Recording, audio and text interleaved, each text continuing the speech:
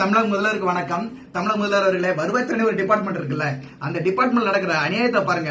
எதுக்கு எடுத்தாலும் லஞ்சம். உள்ள கால வச்சாலே, தாலுகா ஆபீஸ் உள்ள கால வச்சாலே லஞ்சம் லஞ்சம் லஞ்சம் இல்லாம உள்ள போவே முடியாது. அவ்வளவு லஞ்சம் தலைவிரிச்சு ஆடுது.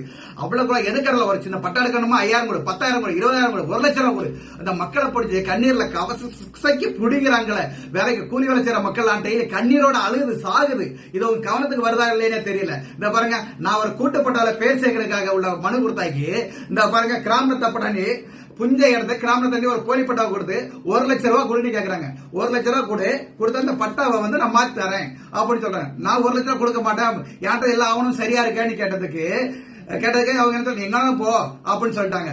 மனு மேல மனு கொடுத்தா 1 வருஷம் அடையாளம் அஞ்சிட்டு இருக்கேன். இதுவரை எந்த மனுக்கும் ஒரு ஆக்ஷன் எடுக்கல. ஆனா 1 லட்சம் ரூபாய் கொடுத்திருந்தா 1 ஹவர்ல முடிச்சு கொடுத்திருப்பாங்க.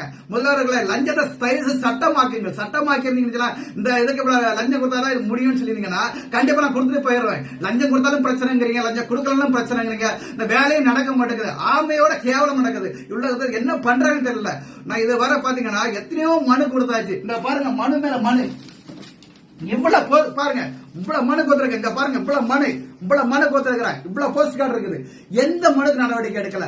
ஏன் நீங்க தயவு செய்து வருவாய்த்துறையை மாத்துங்க. தயவு பதிவுத்துறை மட்டும் வைங்க, இல்லன்னா வருவாய்த்துறை மட்டும் வைங்க. எதையா ஒண்ணு வைங்க. ரெண்டையும் கட்டி எங்களால முடியல. தயவு செய்து இடத்த வாங்க கூட படுற பாடு இருக்குது. கடத்தை வாங்கி இடத்த வாங்கினா இவங்களுக்கு லஞ்சம் கொடுத்து தாழ முடியல. தயவு செய்து லஞ்சத்தை சட்டமாக்குங்க. இல்லன்னா இவங்க மேல நடவடிக்கை எடுங்க. தயவு செய்து முதல்வர்களை தயவு செய்து நடவடிக்கை எடுங்க.